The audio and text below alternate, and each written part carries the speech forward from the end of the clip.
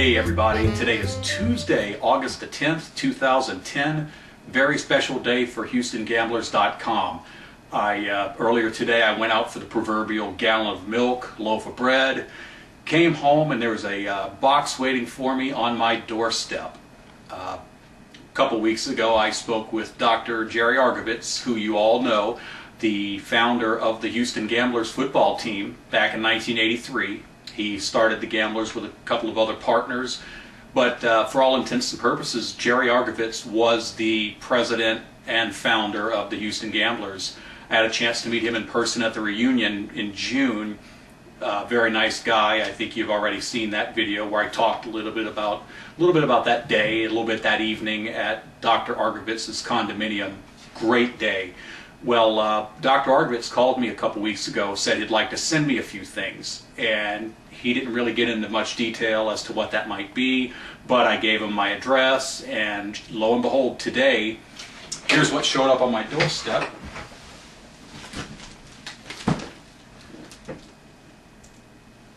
Beautiful box from Office Depot, and of course, one would tend to believe that there's probably some good vintage gambler stuff in here. Once again, I really have no clue what may be in here, so let's go ahead and open this live on film so you can be surprised right along with me. Okay. You guys ready? Needless to say, this is probably one of the most significant packages we've ever gotten here at HoustonGamblers.com we've ever received. We do have many one-of-a-kind items, jerseys, different types of promotional items that are hard to find, the Frisbee that I found on eBay. The list just goes on and on. But with all that being said, I think receiving this box from Dr. Argovitz, the founder of the Houston Gamblers football team, is just, this is quite a day for me to possess whatever's in this box. Let's take a look and see what it is.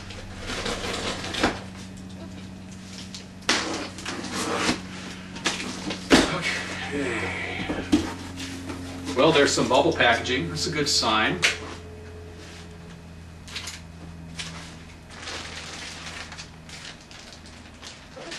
All right.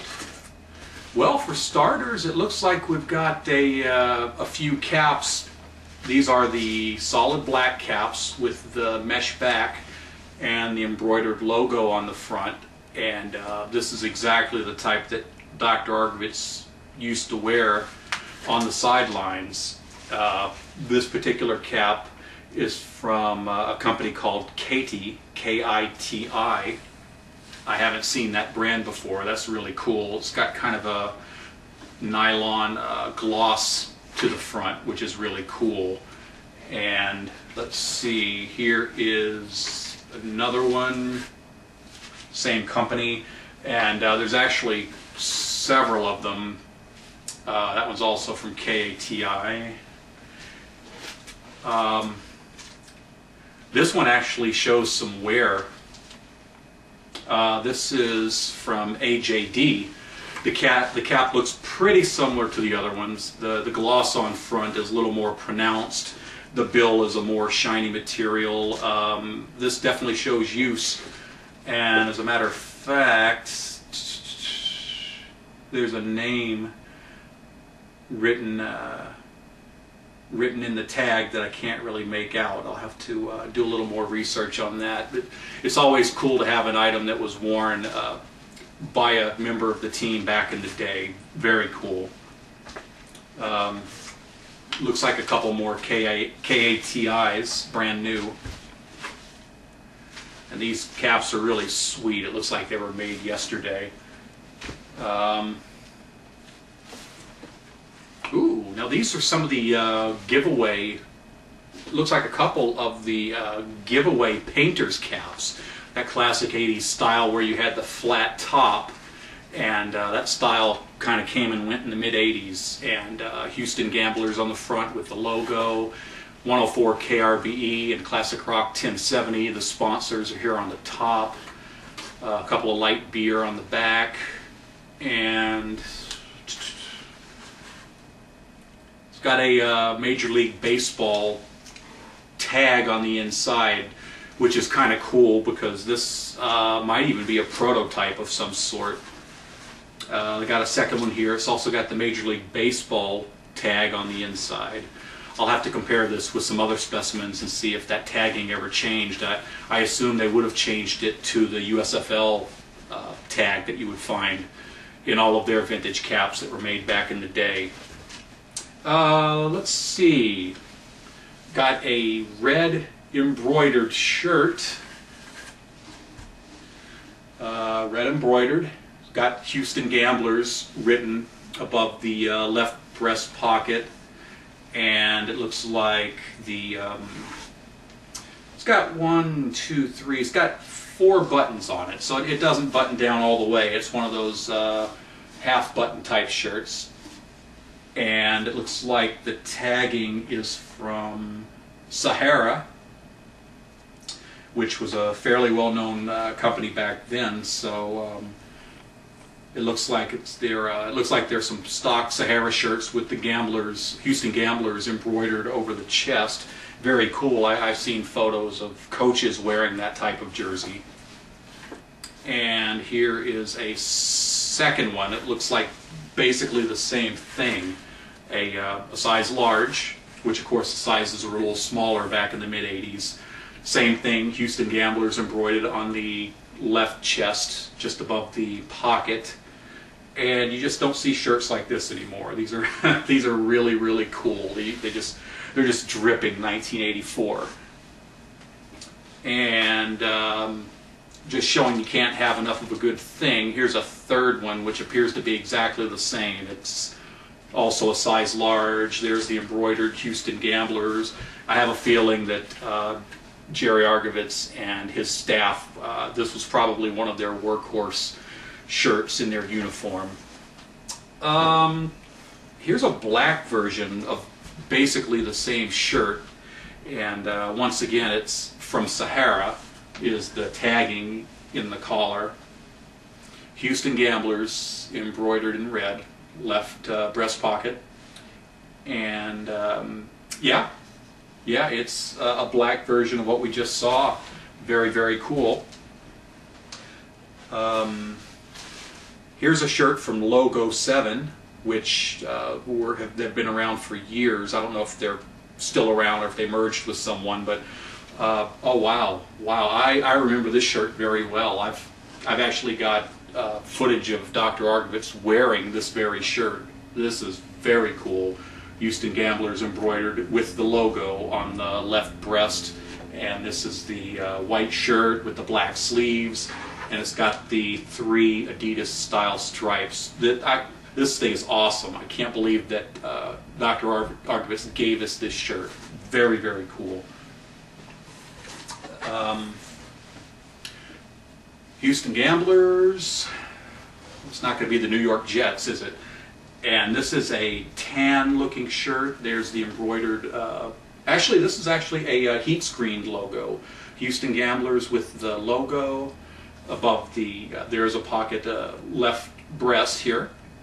And they had a lot of dual pocket shirts, this of course being yet another one. This was also made by Sahara, and it's a large. And once again, these are all coming directly from Jerry Argovitz's closet, which I find very, very cool. And, wow, now this is interesting. We've got some videotapes here.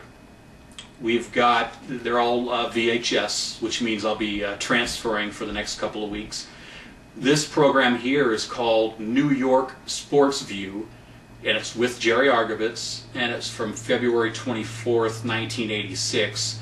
In case you were wondering what Jerry Argovitz would be doing on New York Sports View, well, early 1986, you'll remember the Gamblers were basically sent to New York to merge with the New Jersey Generals. Donald Trump basically purchased the team after the 1985 season. So I assume that's probably why they were chatting with Dr. Argovitz up there in New York. So this is going to be pretty cool to take a look at here. We have got Electronic News Services, Inc. and this is a Detroit newscast from December 19th, 1983. And I'm wondering if maybe this has to do with the Gamblers trying to sign Detroit Lions running back Billy Sims. My timing might be a little off there, but that would probably be my guess. It's going to be cool to check this out, of course, and see what type of treasures are on that tape. Here's another one, also from Electronic News Services, Inc. This is entitled United States Football League. Harry Usher, who was the commissioner. It's about 16.5 minutes long, and it's from March 21st, 1985. Sweet.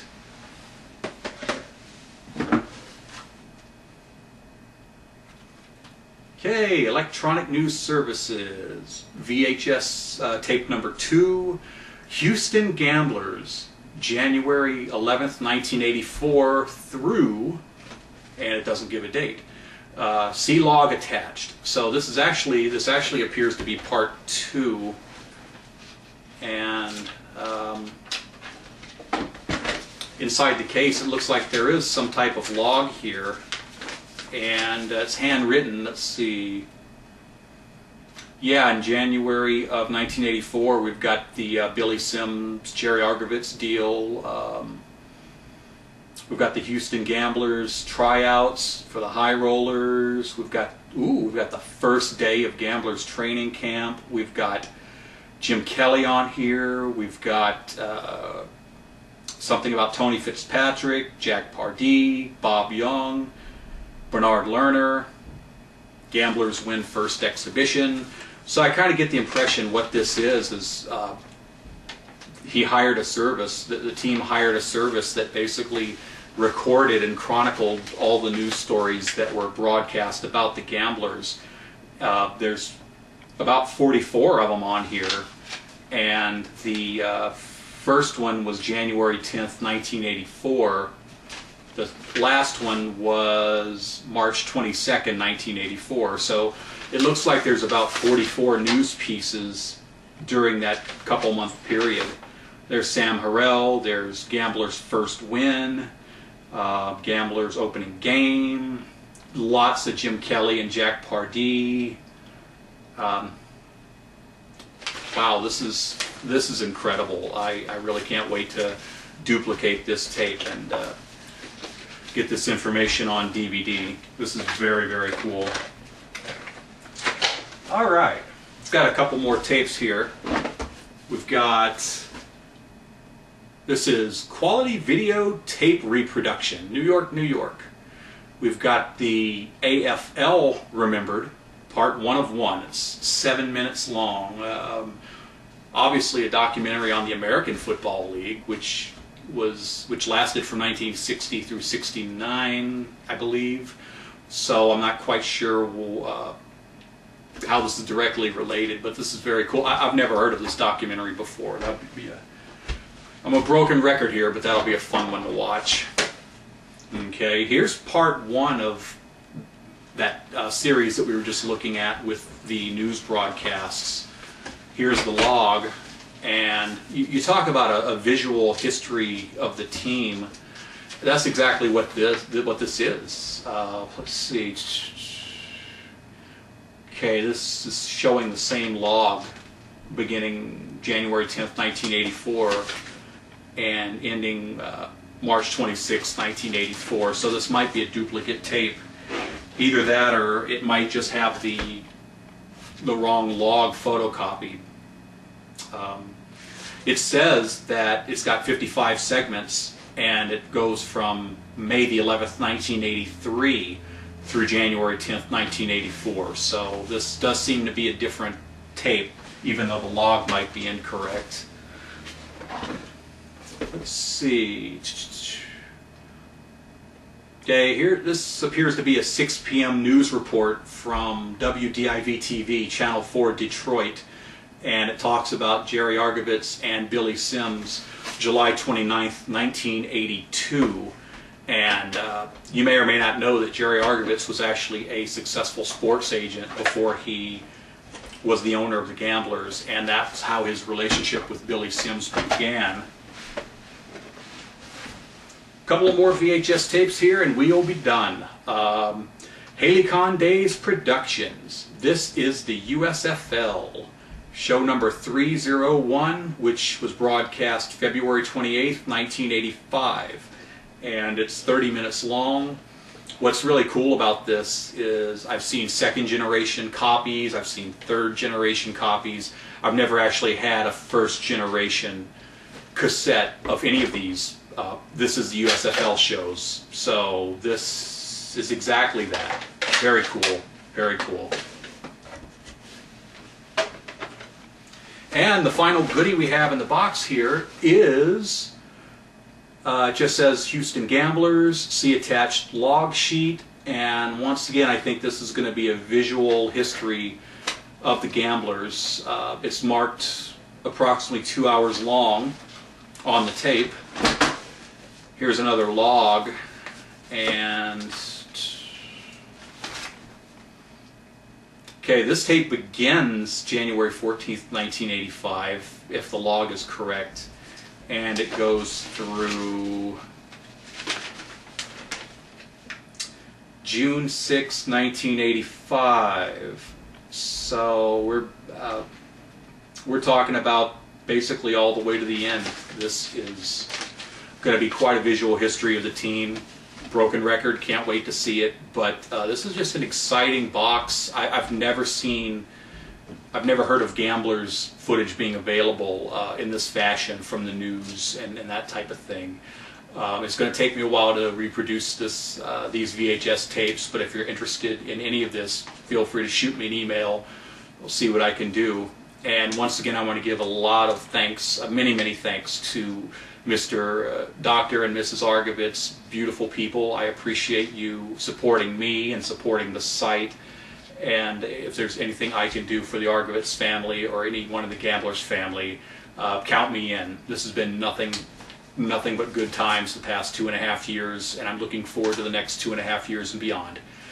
You guys take care.